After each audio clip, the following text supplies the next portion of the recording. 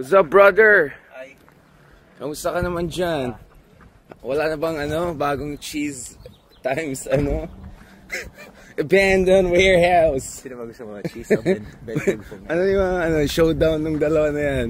Ipaglalaban ko ang karapatan ng mga ipit ang boses. Sa abandoned warehouse. Yeah. Paglalaban ko naman ang mga may twang. And so, the Bentulfo versus cheese. Parang ipit ang boses versus medyo sa twang. Yeah. It's a minority movement. We have to support them. Para sa bayan. Obviously, bro, one of the context of our conversation recently was should there be like a progressive counterpoint dun sa mga Andrew Tates of this world? If not marami magalit, Jordan Peterson, yung mga ganun, counterpoint to him. Yung mga kadire. Ikaw nagsabi yan. Diri ako sa mga ganun Andrew Tate, criminal, bro. Tama ka, you shouldn't leave the space exclusively to them. You should leave space for a kind of masculinity that's also in touch with feminism. Actually, syempre ako, pinalaki akong feminista. Right. Feminista. Oh yeah, your mom, man. It's like Pero sa tingin ko, hindi nangangahulugan na porket feminista ka.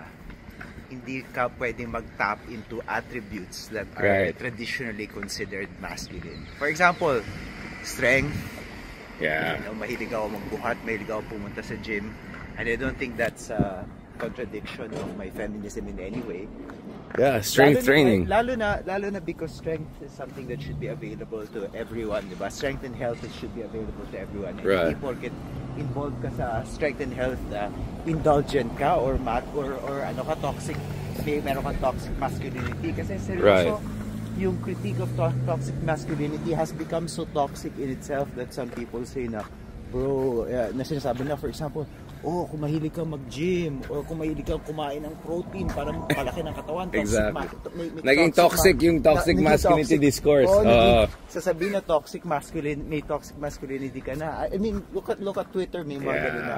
Tingin ko sobra na yun, especially because lalaki lang ba ang pwede magpalakas, kumain ng maraming protein and to build muscle.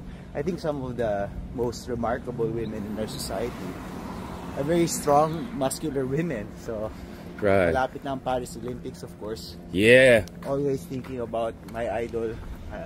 Bonjour, comment ça va? Hidilyn Diaz, di ba? Yun. Exactly. Talagang titingalaan ko. Embodiment of Filipino strength. Modelong Pilipino, di ba? Yeah. So, I like that you said my toxic discourse on toxic masculinity. Kasi, so how is Rizal helpful in that sense? Can he provide us an authentic masculinity or sense of a strong society mindset na hindi fascist, na hindi toxic, hindi underpaid? Nung nasa Dapitan si Rizal, meron siyang inukit na larawan. Ano yun, larawan yun ng isang malakas na Pilipino na may kinakargang napakabigat na dumbbell. Right. And he was doing it in a lifting style that very few people do anymore. It's called the side press, yung pag ganon. Oh, yeah, mahirap yun. Ayaw mong gawin kasi na-conscious ka. Ginagawa yun gano'n ngayon. Kasi na-conscious ka. At the time, it was considered a circus lift kasi performing lift siya. Right. It's done by many people. Particular by, I think yung record at that time was set by a guy named Arthur Saxon, and he performed this record lift in London roughly at the same time na nandun si Rizal sa Britain. Sa UK, while he was working on yung annotation niya of Sucesos de las Islas Filipinas ni Antonio de Morga. So he must have seen that lift, and I think he must have probably performed that lift because yung mga dumbbells niya na nasa Ateneo ngayon are heavy enough for that lift to be performed. And that was a kind of masculinity, but it was a kind of quiet masculinity, di ba? Because ito ang problema marami akong nakikita mga tao sa internet, sinasabi nila na dahil nagbubuhat si Rizal, he was a bodybuilder. Rizal was not a bodybuilder. There was no bodybuilding in the 19th century. Because in the 19th century, you lifted weights to express strength, and bodybuilding is about building muscles and creating symmetry in those muscles. It's actually an aesthetic sport. Kasi gina-judge yung symmetry at yung laki ng katawan sa bodybuilding, diba? Si Rizal was not interested in that.